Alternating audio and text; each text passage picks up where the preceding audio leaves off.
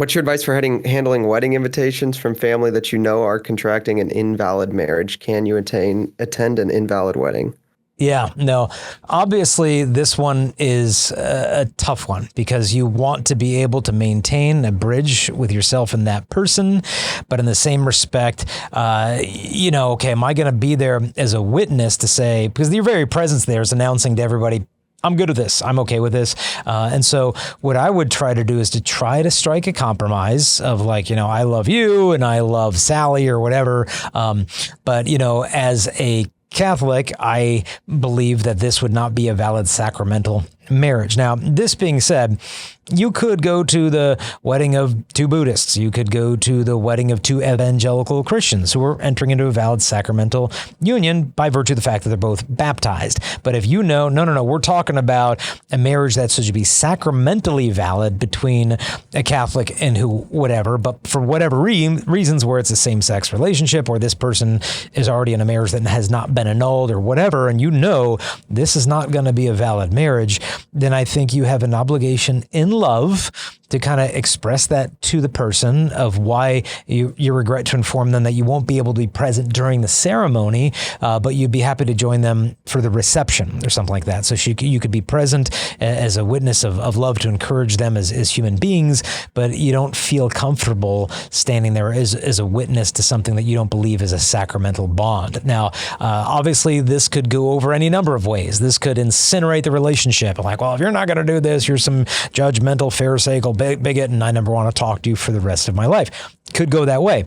Another potential way it could go is to open up their eyes, as the book of, I believe it's either Sirach or Proverbs, faithful are the wounds of a friend. It's a peculiar expression. The faithful are the wounds of a friend. What it's getting at is if someone stabs you, are they your friend? Well, it depends. If they're mugging you and trying to get your wallet, not your friend.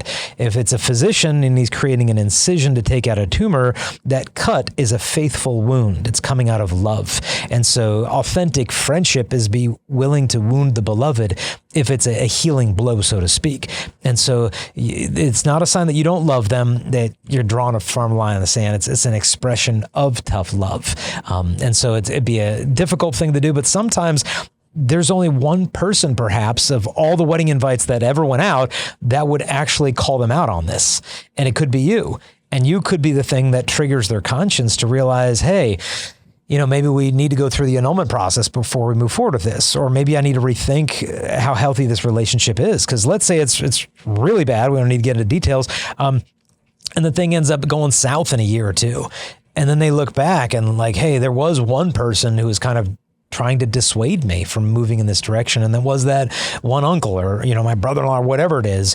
And they shot straight with me. I think in the end, they might resent you short term, but will probably respect you long term, as opposed to if I just keep my values to myself, they'll respect you short term, but might resent you long term of like, wow, why didn't anybody speak up and maybe tell me that this wasn't the best idea? And so it's about speaking the truth in love and leaving the results up to God. It might go great, might go bad, but I think you have an obligation to go that route. Thoughts? So I had someone in my life who was really like a father figure. Loved him as a father. I've known him. Can you talk in your mic for me, please? Can you hear me now? Is that better? So bad with that. You. And I move my hands a lot. So I had someone who was like this father figure for a good portion of my life. And they were getting married. And they asked if I would be part of the bridal party. And she used to be Catholic, but Nigel was not. He was not, who was my father figure. And he asked if I wanted to be in the wedding. And I had to tell him no. And I think I cried when I told them both no. And I know it probably really offended her. And well, it did. And it was horrible. It was one of the hardest things I had to do to a loved one in my family. And it was terrible. And I just cried and I cried. And a part of me even like, because this was years and years ago before I really dived into my faith. And I almost resented my faith for a moment there. Like, why can't we? And I didn't fully understand it, but I just knew I couldn't be a part of the wedding. Now, did I go to the wedding? Yes. Was I supposed to? No. And did I know that back then? Absolutely not. I wasn't educated enough in my faith, but it broke my heart, but I knew it was right. And it was something I had to do. And at the end of the day, it's like I almost heard Jesus whispering, like, do you love me more? And well, yes, of course I do. I didn't fully understand at the time, but it's like sometimes there's those moments in your life where you are tested, where it's just like, okay, maybe you have an addiction. It's like you just want to go back to it, but you know you can't. And just maybe hear Jesus whisper in your heart, like, do you love me more? Do you love me more than going to that wedding? Do you love me more than taking that drink? Do you love me more than looking at that porn in that moment when it's tempting and it's hard and you want to give in and you want to go and you don't care and you're like, oh, why not? And it goes against everything you want, but you know deep down you can't and you shouldn't but deep down God knows those reasons and you know that. So there are times our obedience is everything, even when it's hard, even when it comes to family, that God does come first. Our faith does come first at the end of the day. And so I had to tell him no. I went to the wedding, but years, maybe 15 years later now, he converted and now he's Catholic and she got her marriage annulled and they got convalidated and it's beautiful. And would I have ever thought that would have happened? Even 15 years. And I've been praying and praying and I prayed and I prayed and I prayed for them, offered up masses, they become Catholic and God would just open their eyes and he did. And you just never know your actions now, what it can lead to down the road. So you keep on, you stay steadfast in what God is asking you to do, even those times when it's hard, because you may be being tested and that's okay. Because it's a love relationship. And yes, I did love Jesus more, but it broke my heart at the same time. And sometimes those decisions are hard, but we always have to be obedient to what God is asking and what we know is right and follow our Catholic faith. Amen. Awesome stuff. I have a question about that follow-up. I've heard that you can't go to the ceremony, but you can go to the reception. See, I don't know. And I know that's like I guess that's technically true, but it's always felt weird to me that you can't go to the ceremony, but you can go to the thing that's celebrating the ceremony. Like, is That's that fair. a prudent decision to go to the celebration of the ceremony after you just told these people that the ceremony you can't go because you think what they're doing is sinful to go celebrate the sin? I mean, the church obviously has not laid down a hard and fast rule like no reception XYZ. The question at that point is like, is there a way to kind of keep a bridge somewhat between you and that person where you're not endorsing it, you're not standing as a witness to the ceremony, but you're showing up to this thing later as more of a social event to show your love for them as a human being, and for you not to be at that, and then over here you're here. Some people might read that like, hey, pick a lane, fella. But other people be like, oh, I wonder if there must be a reason why he wouldn't be at the wedding, and hopefully it spurs some conversation. But like Crystal said, in the end of the day, what you're trying to do is plant a seed, and then you water that in faith, and then hopefully it can stir up some fruitful conversations down the roads. But the church will not say you can't do this, can't do that when it comes to the reception. I would say it's up to your pastoral judgment in terms of, what was going to be most effective. Like if you're just like carte blanche, nope, nothing. Yeah, I'm not even going to send you a card, not even because I'm not even going to give you a mass card and just nothing. The person might be like, you're just trying to cut me out of your life. Whereas like, I'm going to skip this, but, and I would say talk to them about this, whether you want to put it in a letter. And I think they'll see how hard this is for you, but that it's coming out of love. Mm-hmm. It's not coming out of hatred and bigotry or whatever, but of genuine concern. And hopefully when they see that it's coming from love, hopefully they'll be able to receive it a little more softly. Just, I would say one thing with going to the ceremony versus the reception is that when you're at the ceremony, you are joining in and taking part in a ritual. In that religion's ritual. It is a Catholic ritual that we have to take on a sacrament, which is a life-changing oath with God. And it's ritualistic. And so when you are entering into that sacred space and you're going in there, you are taking part in all of that spiritually. So there's a spiritual level when you're going to a wedding and people are taking oaths.